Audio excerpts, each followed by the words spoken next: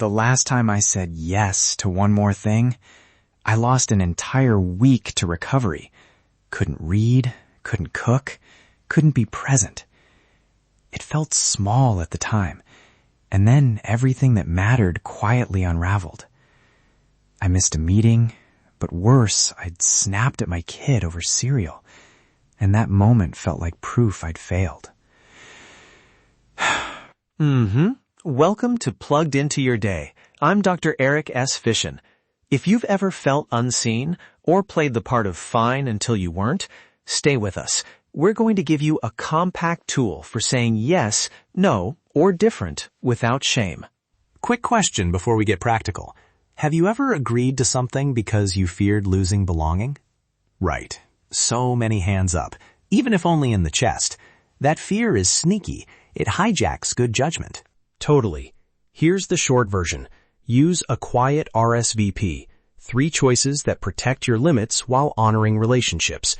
Accept with guardrails. Decline with dignity. Offer different. Simple names, big results. Say more. Like, what does accept with guardrails actually sound like without sounding robotic? I can help, and I can commit to X hours or Y tasks. I'll check in 2 days before to confirm. The check-in is the pivot. You're honest up front and give yourself a built-in reassessment.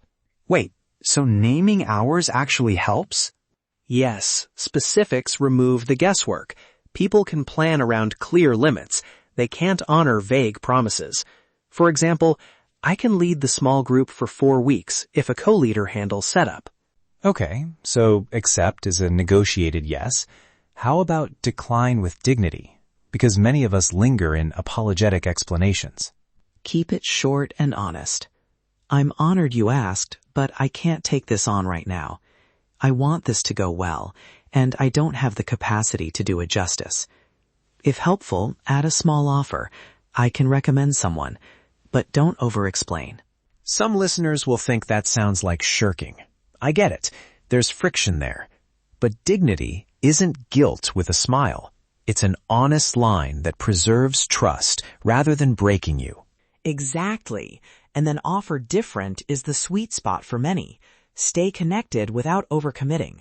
I can't be there in person, but I can record a 5-minute reflection. Or I can review drafts, but won't lead production.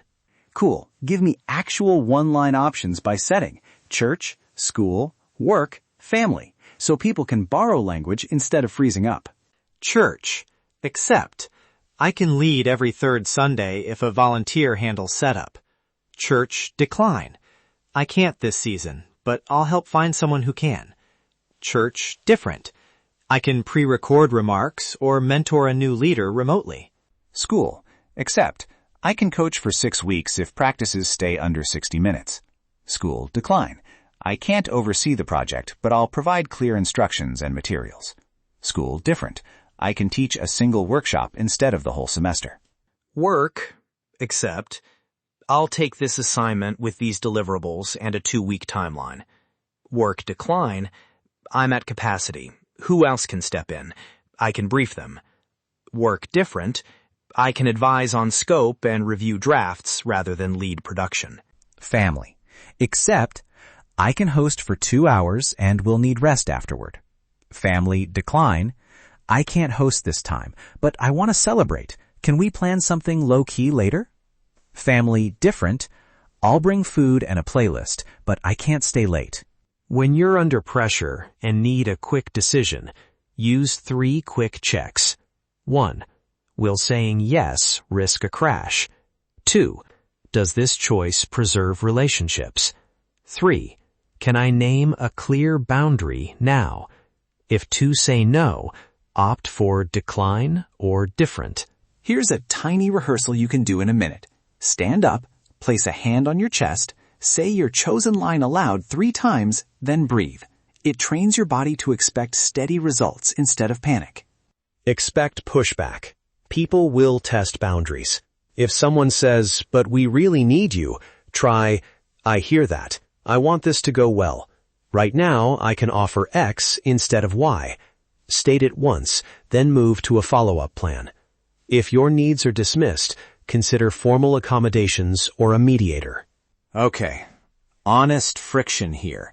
Won't saying no sometimes cost you opportunities? I still worry about that. Short answer, sometimes. But long answer, if you say yes and burn out, you lose far more. Credibility, relationships, time, and your own health. I once said yes to a committee and missed my child's recital because I was exhausted.